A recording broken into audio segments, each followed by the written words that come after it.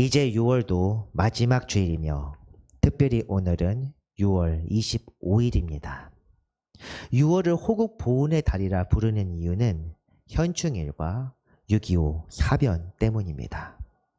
나라를 위해 목숨을 바치신 수많은 이들이 있었기 때문에 오늘 우리가 있을 수 있습니다. 우리가 주님의 이름을 부르며 주님께 자유롭게 예배할 수 있는 것 역시 자유로운 나라를 세운 많은 분의 희생 덕분입니다. 우리가 할 수 있는 것은 이 나라를 더욱 아름답게 만드는 것과 그 어떤 악한 세력도 범접할 수 없도록 노력하며 기도하는 것뿐입니다. 나라를 위한 기도를 쉬지 말도록 합시다. 또한 이런 마음을 다음 세대에도 가르쳐서 나라를 혼란스럽게 만드는 외부 세력으로부터 보호해야 합니다. 주님의 마음으로 이 나라와 이 세상을 바라보며 기도하는 성도 여러분들 되시기 바랍니다. 오늘 말씀의 제목은 의도하지는 않았지만 호국 보훈과 관련된 말씀처럼 그렇게 보이게 되었습니다. 물론 실제 주제는 믿음, 즉 영적인 것입니다. 이제 인물에 대한 말씀은 끝났고 오늘 본문 32절부터는 이 땅에서 믿음을 통해 얻게 된 결과에 대한 몇 가지 주제가 이어집니다. 그 첫 번째 시간으로 오늘 주제는 나라와의 전쟁에서 승리한 믿음입니다. 이런 믿음이 오늘을 사는 우리에게도 여전히 필요한 말씀임을 확신합니다. 굳이 전쟁이 아니더라도 우리는 날마다 영적 전쟁을 하는 그런 사람들입니다. 오늘의 말씀 속에서 세상을 향한 하나님의 뜻을 깨닫는 은혜가 있기를 바랍니다. 믿음의 조상 이야기 라합까지 끝나고 이제 32절에서는 여러 인물들이 언급됩니다. 32절 말씀을 한번 같이 보겠습니다. 내가 무슨 말을 더 하리요? 기드온, 바락, 삼손, 입다, 다윗 및 사무엘과 선지자들의 일을 말하려면 내게 시간이 부족하리로다. 아멘. 기드온, 바락, 삼손, 입다, 다윗 및 사무엘과 선지자들. 처음에는 이 사람들 한 사람 한 사람을 다 분석해 보는 것은 어떨까도 생각해 보았습니다.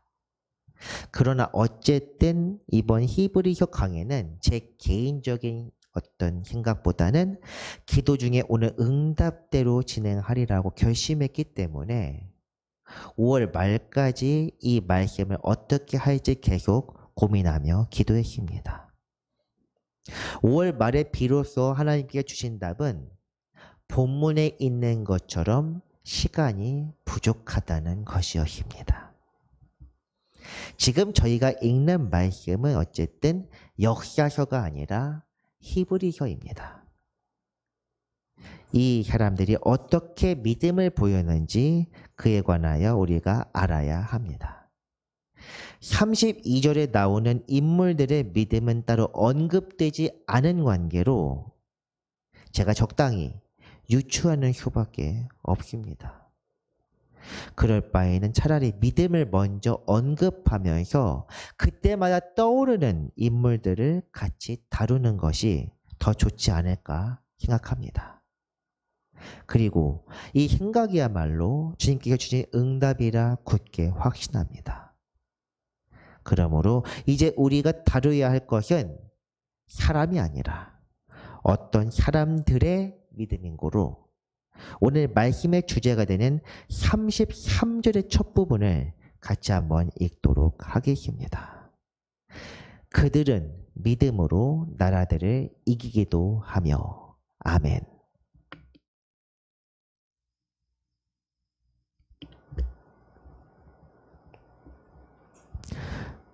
나라들을 이기는 믿음, 이것이 오늘의 주제입니다. 오늘 말씀의 제목인 전쟁에서 이기는 믿음과 같은 의미입니다. 전쟁이라는 것은 무엇입니까?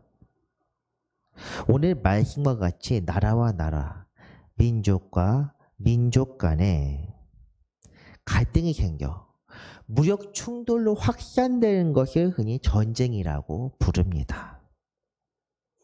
성경 역사서에서는 전쟁에 관한 기록이 참으로 많습니다. 지난 2주간의 말씀인 여호수아 시대로부터 사사기, 그리고 사무엘서, 사무엘 상하, 그리고 열왕기 상하, 역대 상하, 여기에 이르기까지 대부분의 역사는 사실 전쟁의 기록들입니다.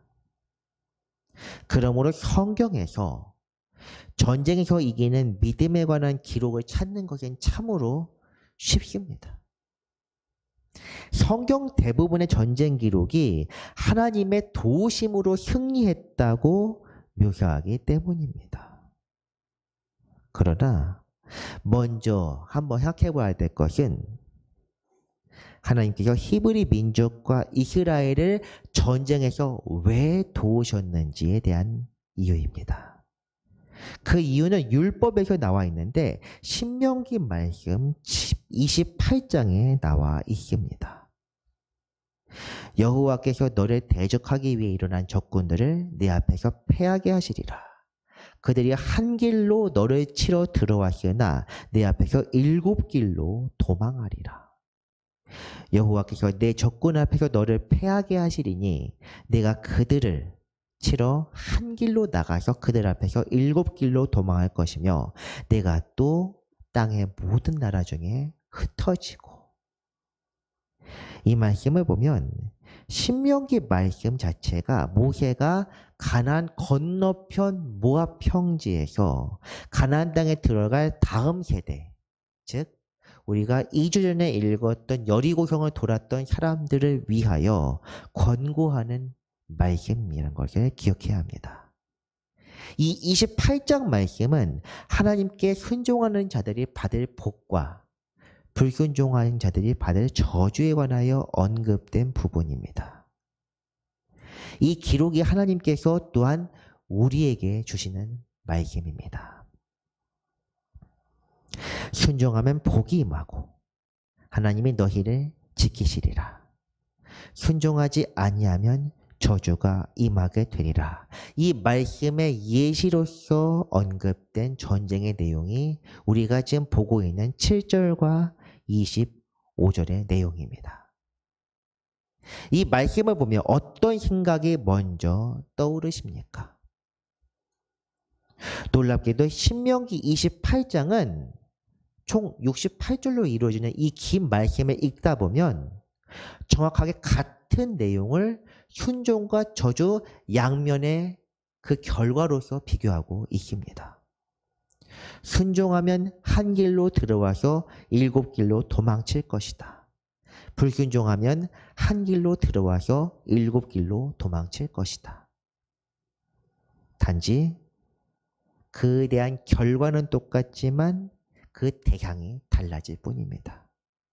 순종하면 적군들이, 불순종하면은 너희가. 우리가 이스라엘 역사를 보게 되면 이 이스라엘이란 나라가 영토도 작고 국력도 참으로 부족하다는 것을 쉽게 알 수 있습니다. 그 때문에 사실 성경의 전쟁 기록 대부분이라는 것은 애초에 계란으로 바위를 쳤는데 바위가 깨진 그런 이야기들입니다. 기적 같은 승리입니다. 32절에 나오는 기드온, 바락은 사실 드보라 선지자에 대한 이야기입니다. 입다, 삼손, 다윗, 사무엘, 이 모든 사람들이 사실 이런 기적 같은 승리를 체험한 사람들입니다. 엘리야나 엘리야의 말, 선지자들의 이야기인데 이들의 말을 듣고 이스라엘이 강대국 아람과 싸워 승리한 기록 또한 있습니다. 순종했을 때 승리하는 믿음을 이처럼 성경에서 찾는 것은 참으로 쉽습니다. 국력이 주공복보다 헐등하게 부족하기 때문에 하나님이 도우시지 않으면 지는 것이 당연한 상황입니다. 그렇기 때문에 우리가 오히려 봐야 할 것은 불순종했을 때의 전쟁 기록입니다. 이스라엘의 국력이 남들보다 뛰어날 때 불순종하여 전쟁에 패배한 기록 찾기가 참 어려운데 성경 한 곳에 나와 있습니다. 역대하 24장에 보면 이런 말씀이 나옵니다. 아람 군대가 적은 무리로 왔으나 여호와께서 심히 큰 군대를 그들의 손에 넘기셨으니 이는 유다 사람들이 그들의 조상들의 하나님 여호와를 버렸습니다. 이와 같이 아람 사람들이 요아스를 징벌하였더라. 유다 사람들이라고 하고 요아스라는 이름이 나와 있는 것처럼 이것은 유다 왕 요아스에 관한 기록입니다. 유다의 요아스 왕에 대해서 잠깐 설명하자면 이 왕처럼 인생이 참 굴곡이 심한 왕도 없습니다. 태어난 지 얼마 되지 않아 아버지가 죽었고 그것도 타국에 가서 죽었습니다. 그러자 할머니의 손에 의해 형제 자매가 모두 다 죽습니다. 그 와중에 막내 아들이었는데 고모 아버지의 누이 덕에 간신히 목숨을 건져 성전에서 길러졌고 7살 되던 해에 성전 그리고 제사장들의 도움으로 왕위에 오르게 되었습니다. 왕위에 오른 뒤에 성경은 이렇게 기록합니다. 스승인 제사장 여호야다의 조언에 따라 살아갈 동안에 정직하게 행하였다.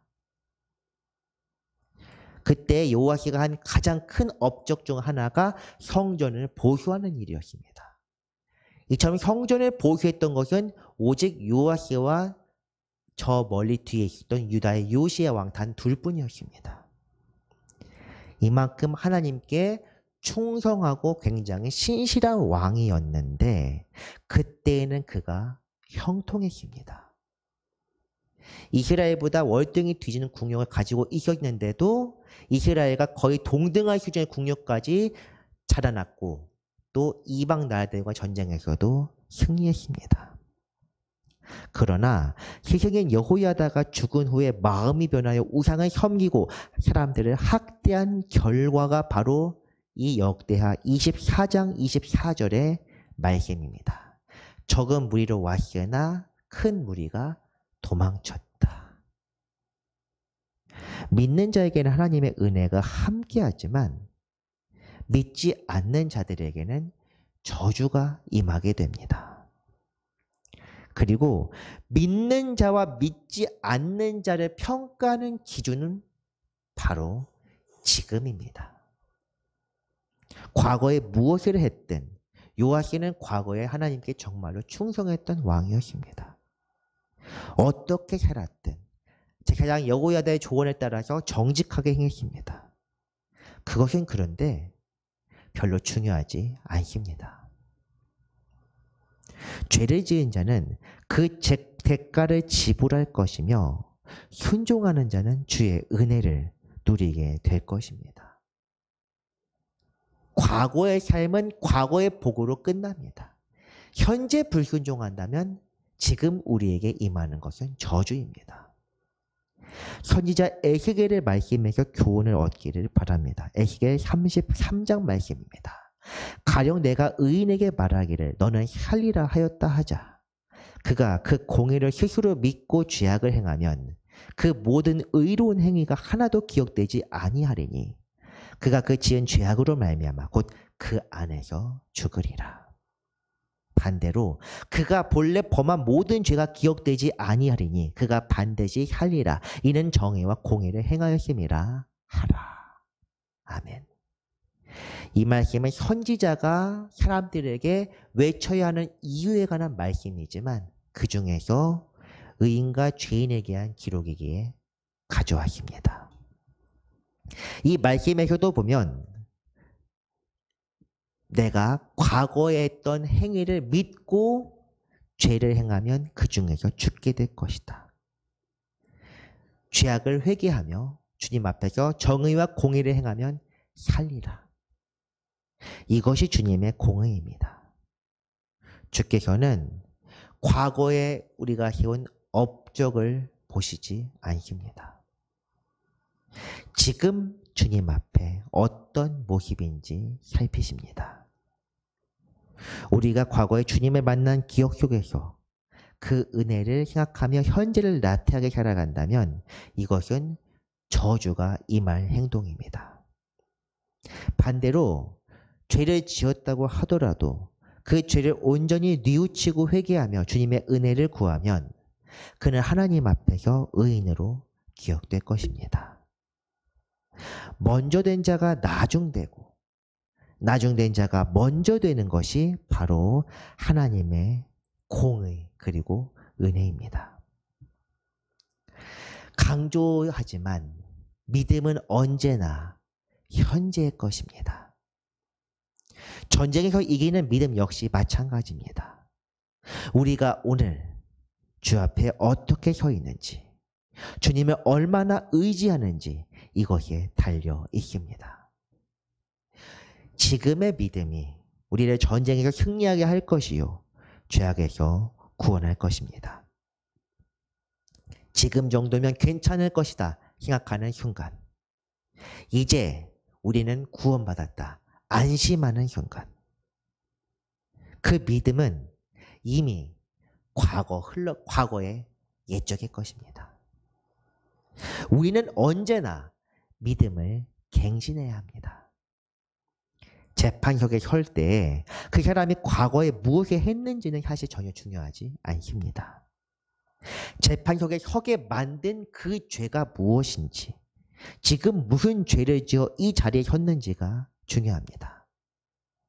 평가나 감사를 받을 때에도 1년 동안 시스템이 잘 작동했다고 해서 그것이 중요한 것은 아닙니다.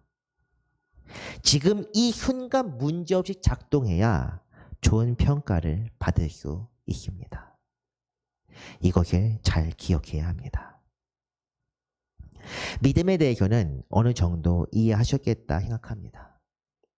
그렇다면 오늘 이 말씀이 우리에게 어떤 의미가 있을지 한번 생각해 봅시다. 말씀을 시작할 때에도 언급했지만 우리나라는 세계화 시대에서 몇 안 되는 휴전국입니다. 그러나 단순히 전쟁을 국가 간의 무역 충돌, 민족 간의 분쟁으로만 이해해서는 안 됩니다.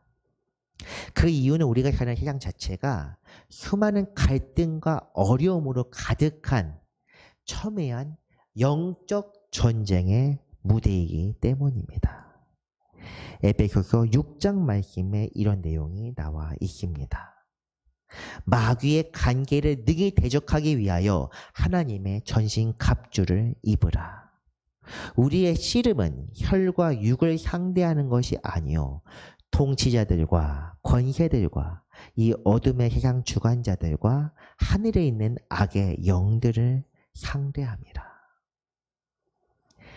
6장 12절 말씀에서 사도 바울이 경계하는 것은 통치자와 권력, 세상 주관자들과 악의 영입니다.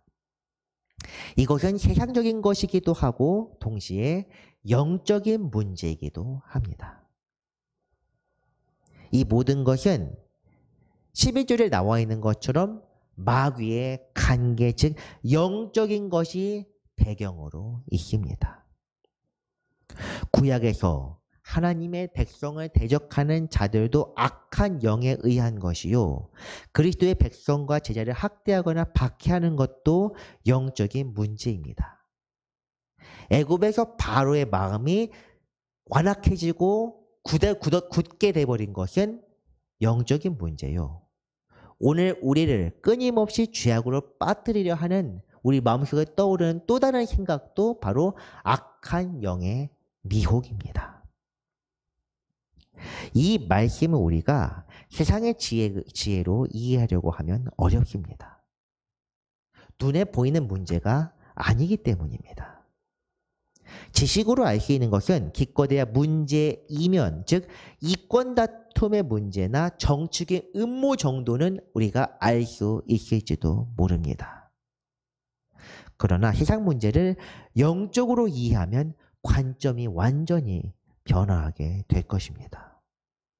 이 세상은 마귀의 관계에 의해 움직이며 공중의 권세 잡은 자가 운행하고 있습니다.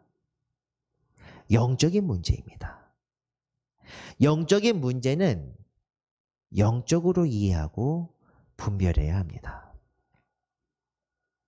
한 가지 문제를 예시로 들어보겠습니다.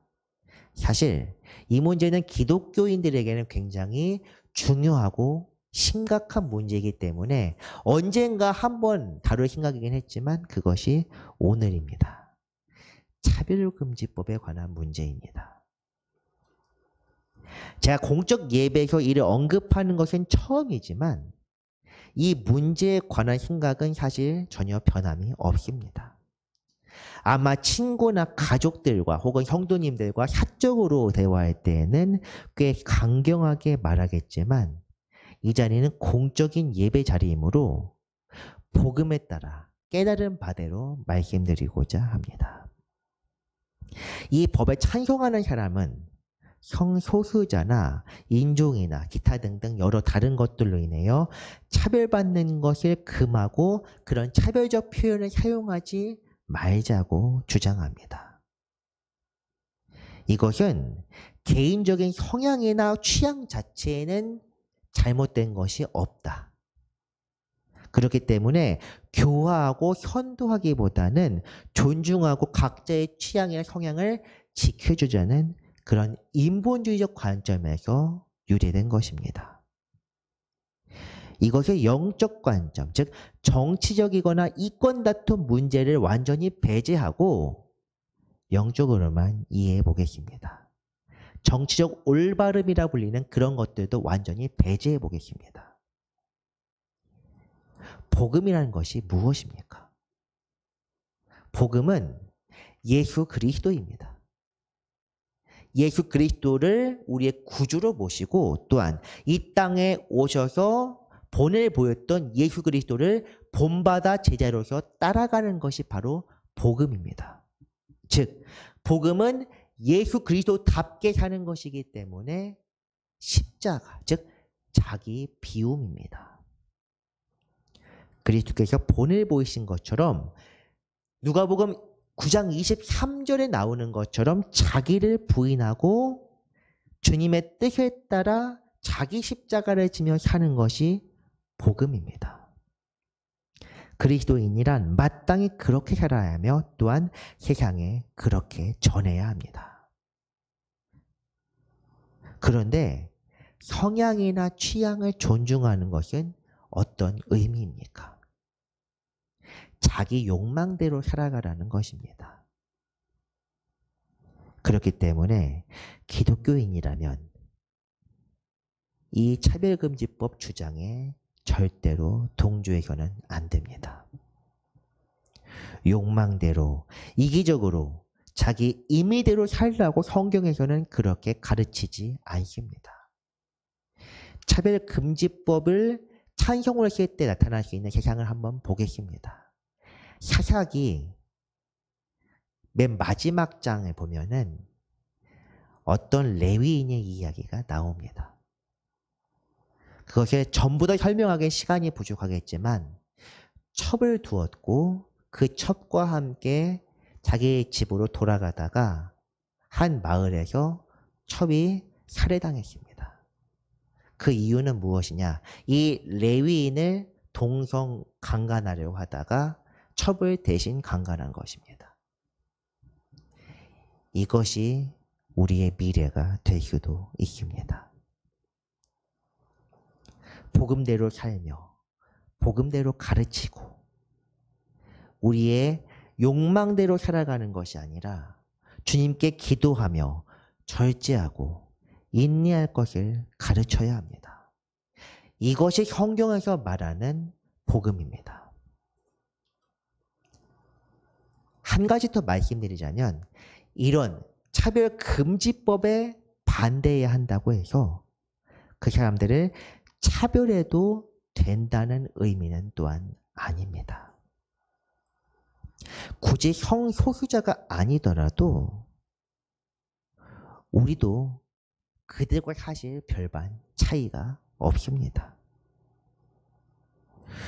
우리 또한 욕심대로 살아가는 사람들이고 마찬가지로 하나님을 믿지 않고 복음대로 살지 않는 그런 사람이었음을 기억해야 합니다. 지금도 믿지 않으면, 회개하지 않으면, 자기 죄를 깨닫고 뉘우치지 않으면 우리는 저주받을 자들임에 분명합니다. 그런 자를 핍박하고 박해하고 내몰라고 성경에서 그렇게 가르친 적도 없습니다. 요한복음 8장 말씀에서 죄 없는 자가 먼저 돌로 치라고 하신 그리스도의 말씀을 기억합시다. 우리는 그런 자들을 매도하는 것이 아니라 주님의 사랑으로 품고 기도해야 합니다. 우리 또한 같은 죄인임을 기억하며 우리 모두 주님 안에서 완전한 데까지 나아가도 기도하는 것이 바로 교회요, 성도의 마땅한 본분입니다. 사랑하는 성도 여러분, 오늘 우리가 싸울 영적 전쟁이 이렇게도 복잡합니다. 이 말고도 수많은 문제들이 있습니다. 진리대로 살기 어려울 뿐 아니라 어떻게 살아가야 하는지도 잘 알지 못하는 것이 바로 오늘의 세상입니다. 우리를 현혹하는 세상 문화나 풍조, 이념도 많습니다. 이것을 우리를 더욱더 현혹시키고 잘못되도록 부추기는 것은 바로 매체나 정치권입니다. 그렇게 매 순간 강조하는 것처럼 우리는 항상 주님께 여쭙고 그 뜻을 깨달아야 합니다. 과학의 시대, 이제 지식이 더욱더 많아지고 쉽게 지식을 습득할 수 있는 이럴 때일수록 우리는 더더욱 기도에 힘써야 합니다. 믿음은 주님께 의지하지 않고서는 성립할 수 없습니다. 그냥 지금까지 의례껏 그래왔던 것처럼 전통이나 대강 생각하며 나아가는 것이 아니라 매 순간 주님께 자기 행동이나 선택이나 생각을 응답으로 확인받는 것이 가장 안전합니다. 내 생각이나 내 판단에 의지하는 것이 아니라 그런 생각조차도 주님을 위해 주님을 의지하며 내려놓는 것. 이것이 성도로서 가장 바람직한 생활일 것입니다. 말씀을 정리합니다. 옛적 믿음의 사람들은 믿음으로 승리했습니다. 그러나 순종하지 아니한 자들은 하나님께 저주를 받고 비참한 데에 떨어졌습니다. 중요한 것은 이 모든 세상적인 것들은 곧 영적인 문제라는 사실입니다. 오늘 우리의 삶에서 표면적인 전쟁은 거의 없지만 우리를 노리며 도사리는 마귀의 관계를 잘 파악해야 합니다. 주님께 우리의 삶을 맡기며 주 뜻대로 온전히 살아가는 것. 이것이 바로 영적 전쟁에 승리하는 믿음입니다. 오늘 하루도 주 안에서 승리하기를 주님의 이름으로 축원합니다. 기도하겠습니다. 주님, 우리는 연약하고 어리석어 영적인 것을 알지 못합니다. 마귀의 관계를 깨닫지도 못합니다.